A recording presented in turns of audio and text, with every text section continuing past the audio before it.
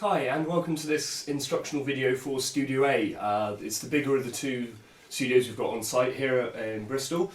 I'm just going to spend 10 minutes today just having a look at the options we've got in this studio, as well as some of the signal flow ideas, so how to get sound from the live room to the control room and such. Okay, let's start by having a look at some of the how you kind of patch stuff in this room. So in the corner of Studio A we've got this kind of wall box right here. We've got kind of 16 inputs that are just straight to the preamps on the desk in the other room. And then we've got kind of 17 to 24 and 25 to 32, which are just extra tie lines. So we've got lots of optionality in here. You could do like band in a room really easily. We've also got 5 headphone tie lines here, 2 guitar lines, and then 1 high impedance cable for connecting kind of speakers to amplifiers.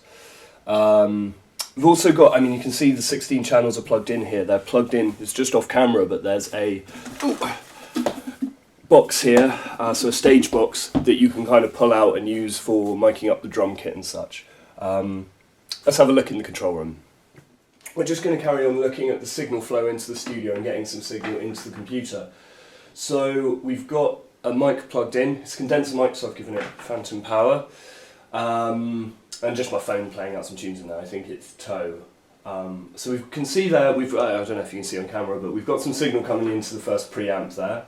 That then goes to the short fader here, or the black fader, so that will need turning up, which in turn gets sent to these routing buttons at the top. Now these are the same as Studio B. They've got a shift button on to access a kind of higher numerical value. So I've just sent that to number 1 there, which is then going to our interfaces. The interfaces pick it up, and I've told Pro Tools to look for line 1, so Pro Tools is then picking it up, so you can see some signal on the screen there.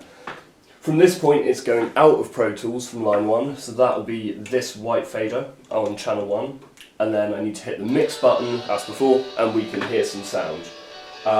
We've also got our kind of master fader in the master section here, and a main monitor volume level, just like Studio B.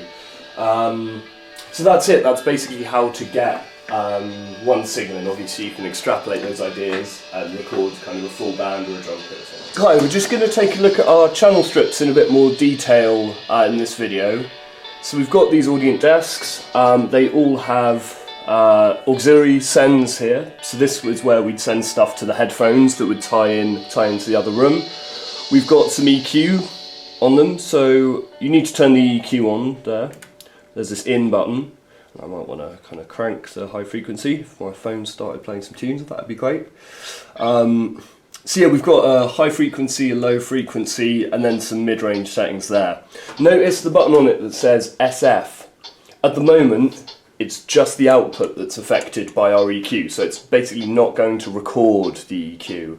If we hit it to SF, that is the input stage, so we will be recording with EQ. You can kind of change whatever focus point the EQ's on there as well.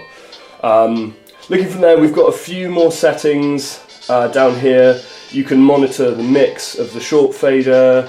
You can kind of swap around the long fader and the short fader if you wanted to, although I wouldn't suggest this for the moment unless you're kind of confident with some of the ideas that we've discussed. Alright, next we're going to have a look at the outboard in here and then the patch bay. Hi, so just taking a quick look at the outboard that we've got in here. We've got 2 racks of these kind of API 3124s. They're amazing, they're really good preamps, totally clean. They've got kind of a pad on them to control louder volume sources. You've got your phantom power here and your phase button to flip the polarity of the signal. These are super clean, so anything you want a very precise, clean preamp for, these are your kind of friends. You've got a Neve here, the same as we've got in Studio B, which is kind of a more colourful, tony, like interesting preamp. It's got some kind of EQs on it and all sorts. We've got a warm audio compressor here. It's modelled on the 1176, so it's kind of like a harder sounding FET compressor. We have the Smart C2, which is a stereo kind of master bus compressor. It sounds great, that thing, give it a go. We have a reverb effects unit for kind of tracking reverb and stuff. the two interfaces, so two Apollo 16s. We've then got a tuner here, and all our kind of connections, all of our rack connections that will relate to the patch bay in a second. Hi, so we're just going to take a bit of a closer look at the control section, or the middle section of this desk.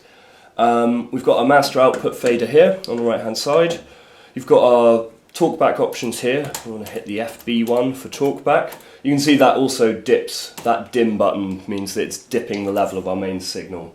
Got our main monitor level here. This never needs to be up past 12 o'clock. It's very, very loud.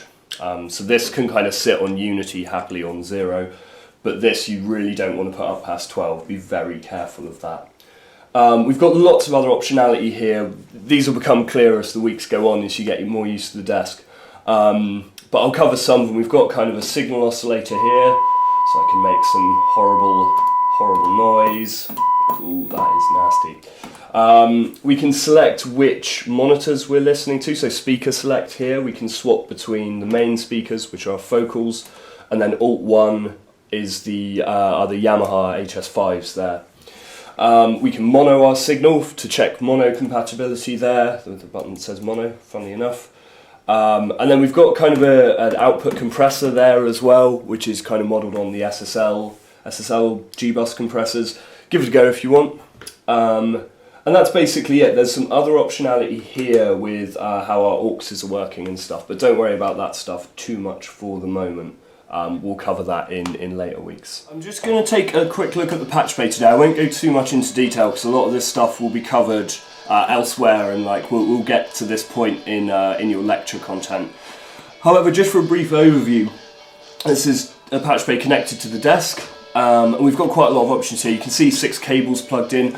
Don't unplug these. These are the headphone feeds. So we've got the output of our auxiliary sends on the desk, these knobs here, feeding the pre-Sonos external inputs. We've then got our kind of mic tie lines. So these are all our kind of connectivity options. So we've got mic tie lines 17 to 24 and 25 to 32, which will allow us to patch in from the control room. We've got some drum room ties, the rack panel ties, the kind of digital tie lines to the interfaces. We've also got tie lines to Studio B if you can utilise both of them. And then up here we've got our preamps, so we've got the top and bottom unit of APIs, we've got our unit of Neves, we've got the 1176 or the WA76, the smart G-Bus compressor, and then the reverb unit as well. For instance, if you wanted to use one of those fancy preamps, it's similar to Studio B. We would need to take a mic tie line, but I would take one that's not 116, which is the kind of normal desk preamps. So you can take 17, plugged in 17 in there. Then we go to the top of the APIs, output from the top of the APIs as well.